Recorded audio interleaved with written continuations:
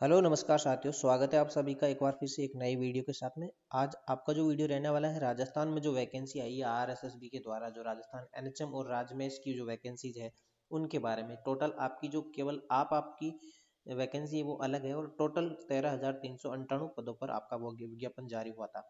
उनमें से आपकी है वो पोस्टें हैं 9,492। कितनी? 9,492 ये पोस्टें हैं इनकी। तो इनमें कौन सी पोस्ट है वो सबसे बढ़िया है? क्या सीएचओ बेस्ट है, या फिर जो एनएचएम की नर्स है सेकंड ग्रेड, या जो आपकी राजमेश वाली जो एजुकेशन सोसाइटी वाली, या फिर जो पब्लिक हेल्थ है, या फिर ट्रेनर वगैरह, या ट्यूटर इंचार्ज? सबसे बेस्ट पोस्ट इनमें से कौन सी है? अगर आप जॉब लगते हैं तो कौन सी वैकेंसी आप इनमें से चूज करेंगे? तो चलिए, आप इन सब में आपस में डिसाइड करना है, अंतर देखना है, बेस्ट कौन सी वैकेंसी है आपके लिए वो सेलेक्ट कर लीजिए। अभी देखते हैं हम अपन अंतर कौन कौन से किस टाइप के इन दिनों में मतलब अंतर देखने को मिलेगा। सैलरी से रिलेटेड, सिलेबस से रिलेटेड, है ना। इनका फील्ड वर्कर है वो आपका कहाँ पर रहेगा, वर्क प्रोफाइल क्या रहेगी, वो सारी चीजें अपन इसमें देखने वाले हैं। तो सबसे पहले आपके सामने शुरुआत करते हैं कि ये वैकेंसी आपको पता है कि आपका डिपार्टमेंट है वो कौन सा? आरएसएसबी, जो आपका एक वैकेंसी कंडक्ट करवाने वाला डिपार्टमेंट है, यानी राजस्थान न्यायिक सॉरी मंत्रालय और चयन बोर्ड जो है, सिलेक्शन कमीशन बोर्ड है, वो आपका कौन सा है? आरएसएसबी। और नंबर ऑफ पोस्ट आपकी केवल केवल और केवल कितनी है? 9,492। केवल का मतलब ये नहीं कि बहुत कम, ऐसा नहीं। मतलब पोस्टें खूब सारी ठीक ठाक है, अच्छी पोस्ट है, कोई दिक्कत नहीं है। ऑनलाइन आपके फॉर्म भरे जाएंगे, जो आपकी ये वेबसाइट है। बट इस वेबसाइट के माध्यम से नहीं भरे जाएगा, आपको एक एसएसओ आईडी होती है, उसके माध्यम से भरा जाएगा आपका एप्लीकेशन फॉर्म। कैसे भरे जाएंगे इसके लिए एक अलग से पूरा वीडियो लेकर आने वाला हूँ, वो भी आप जरूर देखना। ऑनलाइन भरा जाएगा, वेबसाइट दी है मतलब ऑनलाइन भरा जाएगा। अब बात आती है कि ये जो वैकेंसी आपकी एप्लीकेशन डेट क्या है, कब से भरे जा रहे हैं? आपको वैसे पता तो होगा कि आपके ये एप्लीकेशन फॉर्म है कब से स्टार्ट हो रहे हैं। 18 फरवरी 2025 से 19 मार्च 2025 तक, रात की 12 बजे तक। ठीक है, ये आपका रहने वाला है। और एक बार ही आपका शुल्क लगेगा, ज़्यादा फीस भी नहीं लगेगी। जितनी भी वैकेंसी है सारी, उसका एक बार जो आपका वन टाइम रजिस्ट्रेशन होता है ना, केवल वो ही लगेगा। इसके अलावा सारी वैकेंसी का आप फॉर्म भर सकते हो, फीस आपकी केवल एक बार ही लगेगी। ठीक है, कुछ ऐसी वैकेंसी है जिसका एक कॉमन एग्जाम भी होगा, वो भी आपको आगे बताऊंगा। जिस टाइप से आपका एक बार फीस लग रही है उस हिसाब से वो भी कॉमन भी है। ठीक है, अब बात आती है इसके बारे में कि एप्लीकेशन फीस क्या है। फीस ये है कि आप एसएसओ आईडी के माध्यम से भरेंगे, तो उसके लिए देखो, अगर कोई जनरल कैटेगरी या फिर क्रीमी लेयर जो ओबीसी है या एमबीसी है, उनकी 600 रुपये है। अगर राजस्थान के जो नॉन क्रीमी लेयर ओबीसी या फिर एमबीसी या फिर ईडब्ल्यूएस है, उनकी केवल 400 रुपये लगेगी। और बाकी जितने भी फिजिकल हैंडीकेप्ड होते हैं उनकी 400 रुपये है। SC ST की भी 400 ही है। ठीक है, ये फीस है, एक बार ही लगेगी, ज़्यादा फीस नहीं लगेगी आपकी। अब बात आती है कि एग्जाम की डेट क्या है। एग्जाम की डेट ये क्या, मोटी मोटी चीज़ें पहले बता देता हूँ आपको, फिर इसमें कंपैरिजन करेंगे अपने सारी पोस्टों के अंदर। परीक्षा का जो आयोजन है आपका होगा 2 जून 2025 से लेकर 13 जून 2025, यानी इन दोनों डेट के बीच में लगभग आपका 10-11 दिनों को आपका जो टाइम मिला है, इन टाइम के बीच में आपका क्या हो जाएगा, सारा का सारा एग्जाम हो जाएगा। कैसे होगा? सीबीटी मोड भी हो सकता है, आपका टीबीटी मोड यानी कि जो टैबलेट आधारित है, या फिर ओएमआर। मेरे हिसाब से आपका पिछला जितना भी एग्जाम हुआ है वो ओएमआर से हो रहा है, राजस्थान में लगभग सारी ओएमआर से हो रही है, तो ओएमआर से ही होगा। ठीक है, और क्या है कि अगर एक से अधिक चरणों में किसी भर्ती का, यानी मान लीजिए किसी में एप्लीकेशन फॉर्म ज्यादा आते हैं, तो एक दिन में सारी परीक्षाएं कंडक्ट नहीं होती, या फिर एक दिन में एक पारी में इतनी सारी कंडक्ट नहीं हो पाती है, तब क्या होता है, नॉर्मलाइजेशन होता है। बट आपके यहाँ पर इतने कैंडिडेट कम है, लगभग 1 लाख कैंडिडेट से ज्यादा नहीं होंगे, तो आपका नॉर्मलाइजेशन इसमें नहीं होगा। एक दिन में ही एक बारी में सारा कंप्लीट हो जाएगा। एग्जाम की डेट हो गई। अब बात आती है एजुकेशन क्वालिफिकेशन। देखो, अब कंपैरिजन करके मैंने सारा डेटा समराइज किया आपके सामने, किस टाइप से है देख लीजिए। ये है डेटा कि आपकी सीएचओ पोस्ट है, सीएचओ के लिए क्या क्वालिफिकेशन चाहिए, जीएनएम हो, बीएससी हो, पोस्ट बीएससी हो, ये नर्सिंग वाली, या फिर जो bachelor of Ayurvedic and medical science वाला, तो ये वाली क्वालिफिकेशन। अब ये है कि आपका आरएनसी में रजिस्ट्रेशन होना चाहिए। कुछ लोग राजस्थान के मूल निवासी हैं, लेकिन उनका रजिस्ट्रेशन जैसे यूपी में है, एमपी में है, तो उन लोगों के लिए भी ये है कि जब आपका ये एप्लीकेशन फॉर्म भरा जा रहा है, तो उससे पहले पहले आप अपना एक बार क्या है, राजस्थान आरएनसी में क्या है, ट्रांसफर करवा लीजिए। स्लिप के माध्यम से आपका काम चल जाएगा, और ज्वाइनिंग होगी तब तक आपका क्या है, डॉक्यूमेंट वेरिफिकेशन होगा, तब तक आपका सारा का सारा जो प्रोसेस है वो यहाँ पर राजस्थान नर्सिंग काउंसलिंग के अंदर कन्वर्ट हो जाएगा। तो कोई दिक्कत वाली बात है नहीं, राजस्थान नर्सिंग काउंसलिंग में करवा दीजिए। अब जो स्टाफ नर्स आपकी सेकंड ग्रेड है, या फिर जो आपकी कौन सी जो राजमेश वाली है, इन सब का क्या है, सेमी क्वालिफिकेशन है। जीएनएम हो, चाहे बीएससी हो, चाहे पोस्ट बीएससी हो। एक्सपीरियंस इन किसी भी आपकी पोस्ट में नहीं मांगा गया है, CHO का हो गया, नर्स का हो गया, फिर पब्लिक हेल्थ नर्स आती है। तो GNM BSc या फिर कोई भी मतलब सेम ही है, लगभग सब में सेम ही है, बट यहाँ पर जो ट्रेनर है उसकी भी सेम ही है। अब कुछ लोग कहेंगे सर ट्रेनर में लिखा हुआ है BSc और इट्स इक्विवेलेंट। देखो ये BSc और इट्स इक्विवेलेंट का मतलब है कि उसके समकक्ष कोई भी क्वालिफिकेशन हो, आप उसके लिए एलिजिबल हो। इसमें मतलब इसका मतलब है कि आप क्या है, इस वैकेंसी के लिए एलिजिबल हो। अगर GNM वाले कैंडिडेट है तो भी आप ट्रेनर भी बन सकते हो, आप इंचार्ज भी बन सकते हो, आप ट्यूटर भी बन सकते हो, GNM वाले भी, है ना। फिर साइकेट्रिक नर्स है, इसका थोड़ा सा अलग है कि आपका इनमें से क्वालिफिकेशन अगर है तब तो ठीक है, बट ये सारी क्या होनी चाहिए, साइकेट्रिक के अंदर होनी चाहिए। अगर आपने साइकेट्रिक का कोई डिप्लोमा कर रखा है तो भी आप इसके लिए एलिजिबल हो साइकेट्रिक नर्सिंग के लिए। बट साइकेट्रिक जो नर्स है उसके लिए आपके पास में साइकेट्रिक का ये होना जरूरी है। तो ये थोड़ा सा चेंज है ना, बाकी लगभग सेम ही है। तो मोटा मोटी चीज़ मैंने एजुकेशन क्वालिफिकेशन बता दी। अब बात आती है आपकी इसकी कि सैलरी क्या रहेगी। देखिए CHO की 2634 पोस्ट है और सैलरी 18,900 है। कुछ लोग कहेंगे कि सर सैलरी इतनी कम कैसे हुई पिछली वैकेंसीज के मुकाबले में, और जो पिछली वैकेंसी थी उनमें जो सैलरी मिल रही उनकी भी ऐसी हो जाएगी या फिर हमारी वैसी हो जाएगी?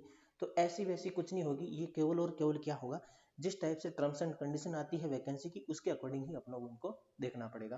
पहले जो वैकेंसी थी उनकी टर्म्स एंड कंडीशन 25 प्लस 15,000 था, तो वो उनका अलग मैटर था, उनको उसी के अकॉर्डिंग पेमेंट मिलेगा जो दो पिछली वैकेंसी थी उनकी।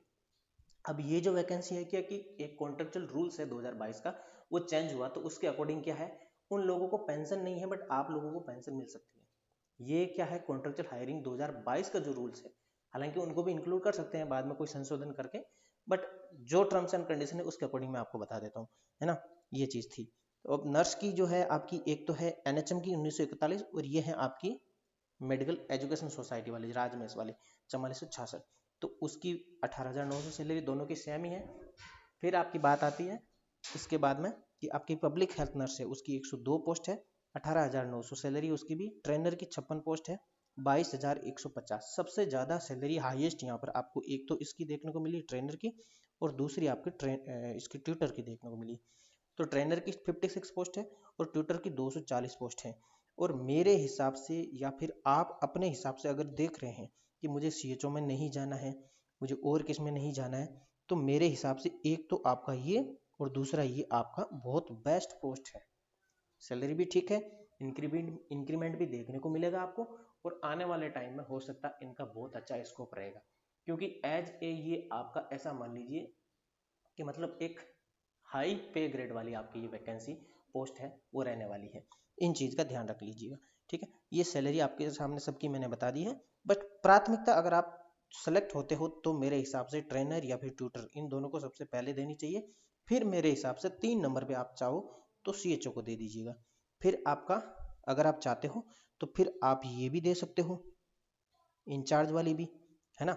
मतलब जो एक लेवल है ना, उस लेवल के अकॉर्डिंग जो प्रमोशनल जो पोस्ट होती है ना, वो थोड़ा सा टाइम लेकर प्रमोट होती है। बट आपको डायरेक्ट इंचार्ज बनाया जा रहा है, परमानेंट करेंगे तो वो अलग बात है, बट डायरेक्ट आपको बनाया जा रहा है तो ये अच्छी बात है। इस चीज़ को आप ध्यान रखना। पब्लिक हेल्थ नर्स भी ठीक है, क्योंकि सीधा डीलिंग किसके साथ में किया जाता है, पब्लिक के साथ में। जो आपका देखो CHO जो चीज़ है वो भी पब्लिक के साथ में डील करने वाले हैं, सिटी में तो होता ही नहीं है CHO, सब सेंटर पे होता है। तो CHO एक बहुत अच्छी पोस्ट है, कोई दिक्कत वाली बात है नहीं। अब सैलरी आपको 18,900 लग रही है, तो इसमें आप ऐसा मान लीजिए आपको इंसेंटिव मिलेगा ये नहीं मिलेगा वो आपका बाद में डिपेंड होगा, पर अभी जो मैं आपको बता रहा हूँ उसके अकॉर्डिंग देख लीजिए, ये पोस्ट बहुत अच्छी है CHO भी, कोई दिक्कत नहीं। बट प्राथमिकता का जो क्रम है आपका, आप सेलेक्ट करना चाहो तो 1 नंबर ट्रेनर पे, दूसरा ट्यूटर, या फिर 1 नंबर ट्यूटर दूसरे पे ट्रेनर, ये ले लेंगे।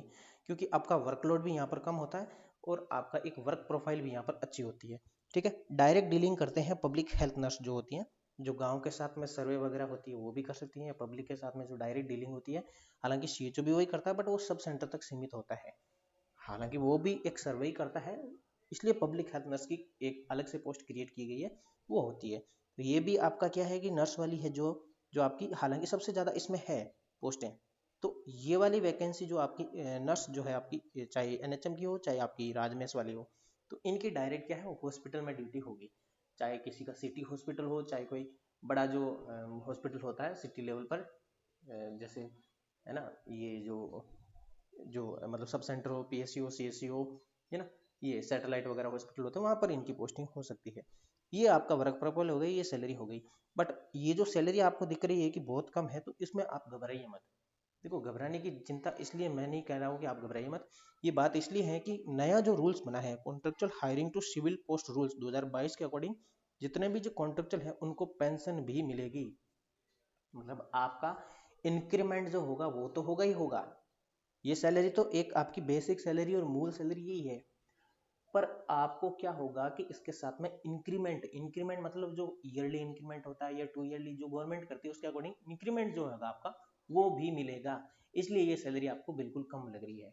तो दिक्कत वाली बात नहीं है, जो कुछ भी है एक्सेप्ट कीजिए और उसको आगे लेके चलिए। सैलरी की बात हो गई, अब चलते हैं आगे। एज लिमिट आपकी 1 जनवरी 2026 को आधार माना जाएगा और उसके अकॉर्डिंग आपकी कम से कम एज 21 साल होनी चाहिए, अधिकतम 40 साल से नहीं होनी चाहिए। ये चीज हो गई। अब क्या है कि एज में छूट है, अगर जनरल कैटेगरी की जो फीमेल है उनको 5 साल, यानी 40 प्लस 5 45। अगर SC ST OBC MBC EWS है तो उनको भी 5 है, यानी उनका भी 45 साल हो गया। SC ST ये जो है उनकी फीमेल है तो उनको 10 साल का, यानी 50 साल हो गया। ये चीज़ें हैं, एज लिमिट हो गया। अब बात आती है एग्जाम का पैटर्न। देखो, एग्जाम का पैटर्न सभी जितने भी क्वेश्चंस आएंगे उनका सेम रहेगा, सभी पर्सन सेम रहेंगे, सभी मार्किंग उनकी सेम रहेगी और टाइमिंग है उनका भी सेम रहेगा, यानी 2 घंटा 30 मिनट, यानी 150 मिनट मिलेंगे। और क्वेश्चन कितने आएंगे? 150। 150 क्वेश्चन, एक क्वेश्चन 3 नंबर का, इट मीन्स 450 का ये पेपर रहने वाला है टोटल आपका। माइनस करेंगे तो 1 नंबर काटा जाएगा, यानी 3 क्वेश्चन गलत करोगे तो एक क्वेश्चन आपका ऑटोमेटिकली डिलीट हो जाएगा, इट मीन्स वो माइनस हो गया। ये माइनस मार्किंग हो गई। और कम से कम 40% आपको लाना होगा, किसको? जो आपके SC ST को छोड़कर। SC ST के लिए 35% है। ठीक है, ये हो गया एग्जाम का पैटर्न। अब आता है इसका सिलेबस। सिलेबस ये देख लीजिए, सिलेबस में थोड़ा सा चेंजेज किया है, बट ज़्यादा घबराने की बात है नहीं। देखो, सीधा सीधा सा नर्सिंग का 60% सब्जेक्ट आ रहा है आपका। नर्सिंग का 60 और 10% ये आप मिला लीजिए, दोनों कितना हो जाता है? 70% तो आपका नर्सिंग का ही है। अब रेलवे का देख लीजिए, 70-30 है उसमें भी, है ना। RRB की आप तैयारी कर रहे हो तो उसमें भी तो 70-30 है ना भैया। वही पैटर्न यहीं पर है। अब ये है कि रेलवे का तो बहुत ज़्यादा हो गया फिर, क्योंकि उसमें जीके का लेवल और मैथ रीजनिंग भी आएगी, वो आपके यहाँ पर है नहीं।